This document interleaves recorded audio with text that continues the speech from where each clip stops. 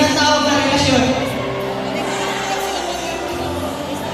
Ang pagmamahal ay tuloy-tuloy lang at hindi tumitigil. Ngunit, wala naman kayong limit. Ang masakit pa dito, kahit anong oras, pwede kanyang iwan. Kahit anong oras, pwede kanyang palitan. Magagalit ka, maiinis ka, wala kang karapatan. Kasi kahit anong oras, pwede siya magmahal ng iba. Wala kang magagawa kasi bakit? Tatanungin kita. Tatanungin ko kayo. May kayo ba? Dito papasok sa isip nyo na lahat talaga ng tao ay may kanya-kanyang pangarap. Ikaw, pangarap mo siya.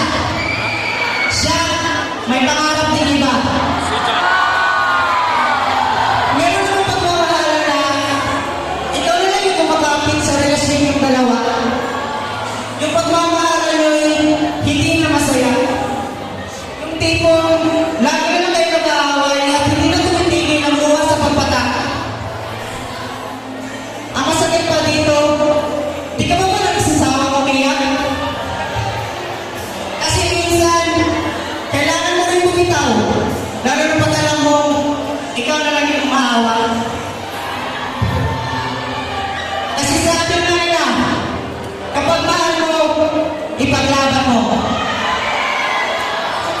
Pero tatanungin ko kayo ulit, lalaban ka pa ba kung alam mo, talo ka? Para saan ba yung lumalaban ka? Kung siya mismo yung